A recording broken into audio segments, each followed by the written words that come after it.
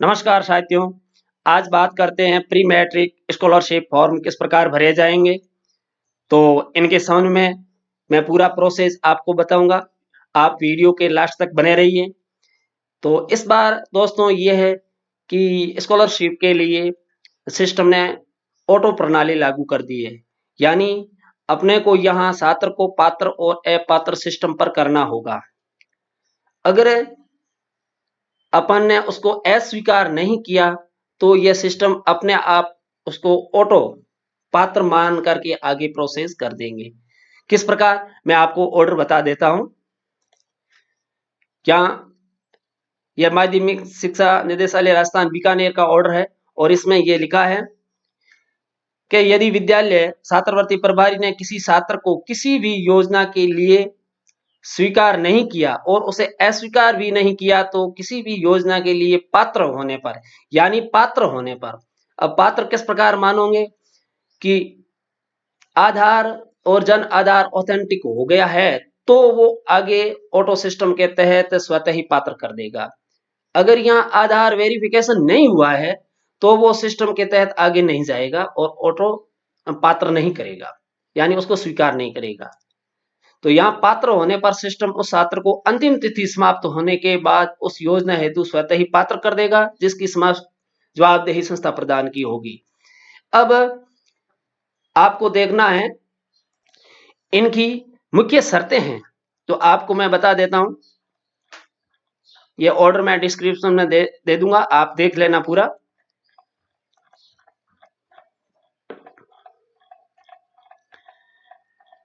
ये इनकी पात्रता एवं शर्त है कि SC ST वर्ग का होना चाहिए छात्र और उनकी पिता और माता की आय है वो मतलब टैक्स पेयर नहीं होने चाहिए। और इनका एक बिंदु, मुख्य बिंदु है छठा, जिसमें है कि किसी भी कक्षा में पढ़ने के लिए छात्रवृत्ति केवल 1 वर्ष के लिए उपलब्ध होगी। यानी एक छात्र उसी कक्षा में 2 बार वो छात्रवृत्ति नहीं प्राप्त कर सकता है। 2 बार यानी कभी कक्षा 9th में वो छात्र फेल हो जाता है और पुनः उसी कक्षा में बैठता है और उसी वर्ष के लिए वो छात्रवृत्ति प्राप्त करता है तो वो छात्र अपात्र है, उसको अस्वीकार करना होगा अपने को सिस्टम पर। तो इस बात का आप ध्यान रखें। और अब अपन चलते हैं शाला दर्पण पोर्टल पर जहां से ये फॉर्म फिलअप होगा। आइए देखते हैं शाला दर्पण पोर्टल पर। यहां से शाला दर्पण पोर्टल पर लॉगिन हो जाना है। लॉगिन होने के बाद सबसे पहले अपने को जाना है कार्मिक टैब में।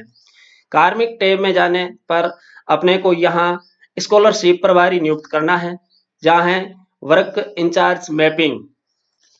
और वर्क इंचार्ज मैपिंग के बाद में सेलेक्ट रोल, सेलेक्ट रोल में प्री मैट्रिक इंचार्ज और यहाँ है सेलेक्ट इंचार्ज। यहाँ आपको कार्मिकों के नाम प्राप्त होंगे और यहाँ से आपको जो जिसको स्कॉलरशिप प्रभारी नियुक्त किया है उस पर क्लिक करके ऐड कर दीजिए। अगर पहले से कोई कार्मिक ऐड है और आप किसी दूसरे कार्मिक को ऐड करना चाहते हो तो भी यहाँ से कर सकते हो। ये कार्य कार्मिक टैब में होने के बाद आपको जाना है विद्यार्थी टैब में। विद्यार्थी टैब में आपको विद्यार्थी विवरण संशोधन प्रपत्र 5 और विद्यार्थी विवरण प्रविष्टि प्रपत्र 9 ये यहाँ से क्लियर करने हैं। जब तक ये क्लियर नहीं होगा तब तक ये स्कॉलरशिप फॉर्म आपके आगे नहीं बढ़ेगा। इस बात का आपको ध्यान रखना है। पहले इसका जहां भी पूरे पूरे कॉलम को आपको पूरा भरना है।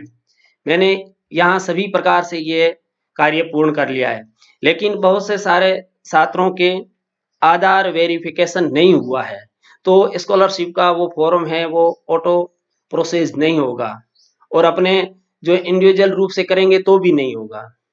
तो पहले तो इसको अपने सभी के आधार ऑथेंटिक करने हैं और आधार ऑथेंटिक के लिए आप यहां से भी कर सकते हो और स्टाफ लॉगिन आईडी शाला दर्पण वहां पर भी है, तो आप यहां से भी इनको कर दीजिए। यह कार्य बहुत ही महत्वपूर्ण है। जब तक जन आधार और आधार का वेरीफाई नहीं होगा तब तक बैंक डिटेल अपडेट नहीं होगी। इस बात का मुख्यतः ध्यान रखें। जब तक जन आधार और आधार ऑथेंटिक नहीं होगा तब तक बैंक डिटेल वे अपडेट नहीं होगी। बैंक डिटेल अपडेट नहीं होगी तो फॉर्म फिलअप नहीं होगा। ये भी है महत्वपूर्ण बात, इसलिए इनको पहले कर लें, समय बहुत कम है। ये 10 अक्टूबर 2022 तक इनकी लास्ट डेट है। हो सकता है आगे बढ़े, न भी बढ़े, लेकिन ये कार्य अभी ही करें, क्योंकि इनमें आधार और जन आधार का ऑथेंटिक होने में 2-3 दिन लग जाते हैं, 2 दिन तो लग ही जाते हैं। तो दोस्तों इस कार्य को गंभीरता से लेते हुए करना है। और अगली बात है, मैं आपको बता देता हूं, प्रपत्र 9 को क्लियर करने के बाद विद्यार्थी टैब में लास्ट में है लाभकारी योजनाओं के लिए अनिवार्य छात्र सूचना। इस टैब में जाना है, लाभकारी योजनाओं के लिए अनिवार्य छात्र सूचना, और इसमें सेशन क्लास आप इनमें 6 से 10th तक है, कोई भी ले लीजिए आप, जिस क्लास को आप सिलेक्ट कर रहे हो पहले। और यहाँ 100 स्टूडेंट, यहाँ पर छात्र की आपको आय भरनी होगी। जो यहाँ है साइड में आपको कॉर्नर में ये टैब दिए हुए हैं, ex service category, OBC category, CWSN category, इस प्रकार ये सभी दिए हुए हैं। यहाँ पर फैमिली एनुअल इनकम जो आप देख रहे हो, फैमिली एनुअल इनकम में इसमें जाना है। इसमें यहाँ जाकर के आपको छात्र से जो फॉर्म प्राप्त हुआ है उस फॉर्म में, उसमें आय प्रमाण में, उसका प्रमाण पत्र में आय कितनी दर्शाई है और कितनी आय को वेरीफाई किया है, वो आय यहाँ आपको दर्शानी है। और वो दर्शाने के बाद आगे आप उसको सेव कर दोगे। जैसे मैं एक करके बता देता हूं, जैसे आपने यहाँ 80,000 कर दी है और इनकम टैक्स पेयर 9 में है, और इनको आगे सेव कर दीजिए और सेव्ड सक्सेसफुल, इस प्रकार इनको सेव करना है। अगर आपने यहाँ आय गलत भर दी है, 80,000 की जगह हो सकता है आपने 8,000 भर दी है या 80 लाख कर दिया है, तो आप दोबारा यहाँ से अपडेट भी कर सकते हो। तो ये कार्य होने के बाद और भी आप अगर एक्स सर्विस कैटेगरी में अगर वो छात्र आता है तो आप वो उनको भी यहाँ से उनका चॉइस कर लेवें और उनको सेव कर देवें। इतना करने के बाद हो सकता है वो बीपीएल कार्ड में है तो उनका बीपीएल यहाँ शो करके, और स्टेट बीपीएल है या सेंट्रल बीपीएल है, और उनको आगे सेव करें और यहाँ बीपीएल नंबर डाल देवें। इतना हो जाने के बाद अब ये प्रपत्र 9, प्रपत्र 5 और ये लाभकारी योजनाओं के लिए ये आवश्यक सूचना है, इनका पूरा करने के बाद अब आपको जाना है शाला दर्पण पर स्कॉलरशिप टैब में। वो भी मैं बता देता हूं, ये शाला दर्पण पोर्टल है और यहाँ बालिका शिक्षा न्यू पोस्टिंग पोर्टल, और यहाँ से आगे ये जो तीर का निशान है इस पर क्लिक कीजिए और यहाँ क्लिक करोगे तब यहाँ आ जाएगा स्कॉलरशिप, इस पर क्लिक करना है आपको, स्कॉलरशिप। और यहाँ ये स्कॉलरशिप टैब ओपन हो गया है और सबसे ऊपर में ब्लैक में दिया है लॉगिन। अगर आप फोन से कार्य कर रहे हो तो यहाँ आपको 3 लाइनें आएगी, उस पर क्लिक करोगे तब लॉगिन शो हो जाएगा। और लॉगिन करने के बाद में यहाँ ऊपर incharge login, school office login, यहाँ पर इंचार्ज लॉगिन आपको टिक करना है। इंचार्ज लॉगिन वही है जो आपने शाला दर्पण पोर्टल पर कार्मिक टैब में जाकर के जो स्कॉलरशिप प्रभारी नियुक्त किया है उसी की आईडी या स्टाफ लॉगिन आईडी फिलअप करनी है। तो या मैं फिलअप कर देता हूं और लॉगिन नेम में स्कूल जो एनआईसीयू आईडी है वो स्कूल एनआईसीयू आईडी यहाँ डालनी है और पासवर्ड उसी कार्मिक के और कैप्चा डाल करके लॉगिन कर दीजिए। ये अब इस प्रकार का टैब ओपन होगा यहाँ, तब आप लॉगिन करोगे। अब इनको अगर आप हिंदी में करना चाहते हो तो ऊपर स्कीम टाइप और इंग्लिश लिखा है, या आप हिंदी का टैब भी है और उसको भी हिंदी में बदल सकते हो। अब ये पूरा हिंदी में हो गया है। पहला है डैशबोर्ड, नई योजना लागू, नवीनीकरण योजना, छात्रों को लॉक करें, आवेदन की स्थिति, रिपोर्ट, अस्वीकृत आवेदन और सुधार, अस्वीकृत। इस प्रकार ये सभी है। तो अब यहाँ से आपको दो प्रकार है, एक तो नई योजना लागू करें और एक नवीनीकरण। नई योजना में वो होंगे जो प्रथम बार फॉर्म फिलअप कर रहे हैं, जो प्रथम बार ही फॉर्म भर रहे हैं, कक्षा छठी में हो या कोई भी कक्षा में हो, छठी से लेकर 10वीं तक में, जो पहली बार फॉर्म भर रहे हैं और जिसने अभी तक छात्रवृत्ति प्राप्त नहीं की है।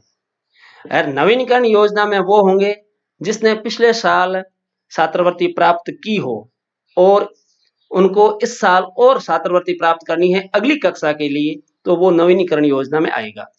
अब देख लीजिए, नवीनीकरण योजना पर मैं क्लिक करता हूं, सेशन आ गया और सिलेक्ट। यहाँ सभी प्रकार की कैटेगरी है, जो प्री मैट्रिक स्कॉलरशिप और एससी स्टूडेंट कक्षा 6 से 8 तक का, और प्री मैट्रिक स्कॉलरशिप और एसटी स्टूडेंट कक्षा 6 से 8 का। तो पहले अगर आप एससी वर्ग के छात्रों को ले रहे हो तो पहले उनका फॉर्म भर दीजिए, फिर एसटी का भरना है। ऐसा नहीं हो कि पीछे रह जाए, भूल जाए। तो एससी वर्ग के मैं ले लेता हूं और छात्रों को दिखाएं। यहाँ कक्षा 6 में 11 है, 7 में 17 और कक्षा 8 में 12। अगर मैं नवीनीकरण योजना में लूंगा तो ये कक्षा 6 यहाँ शो नहीं होगी। जैसे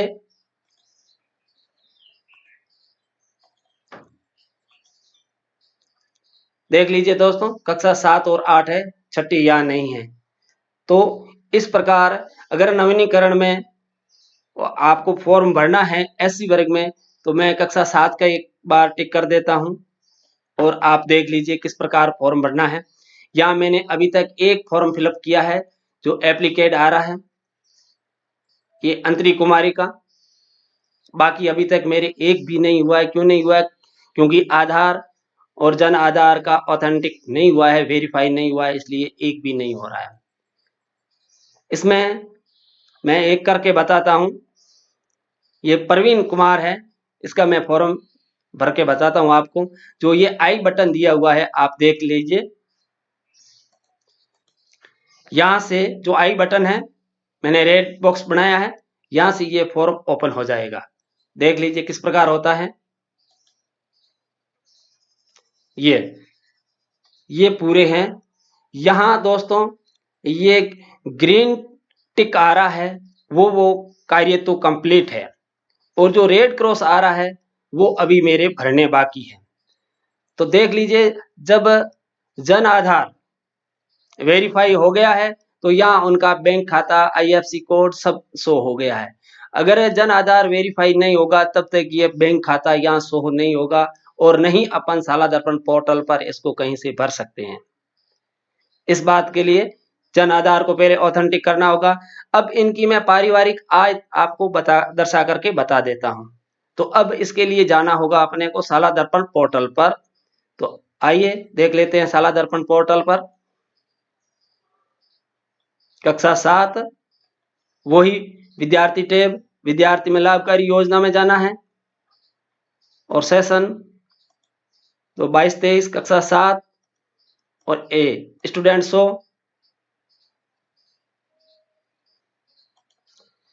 यहाँ फैमिली एनुअल इनकम, यहाँ अपने नाम था प्रवीण कुमार, मैं यहाँ प्रवीण कुमार का भर देता हूँ। इसकी आय माना कि मैं कर देता हूँ 80,000। इनकम टैक्स नो और सेव।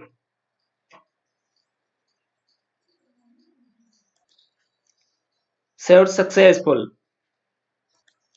अब वापस स्कॉलरशिप टैब में जाइए,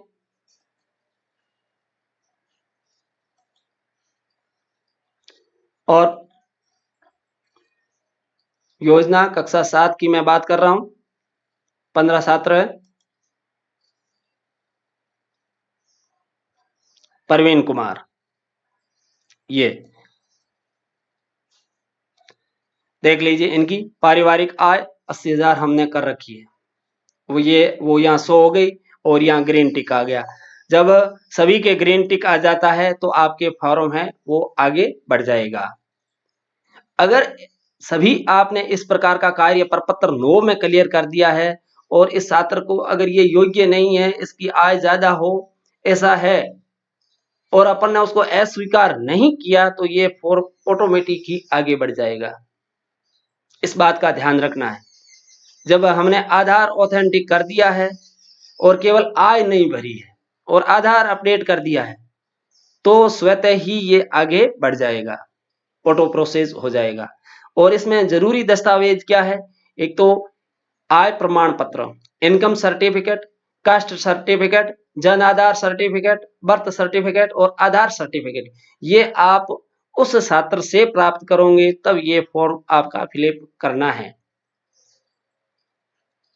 आप देख लीजिए जरूरी दस्तावेज ये है। और अब इनका अगर फॉर्म को अपन को फिलअप करना है, आगे प्रोसेस करना है, अप्लाई करना है तो रीन्यू, आप इनको एप्लीकेट सक्सेसफुल, ओके, ये हो गया है।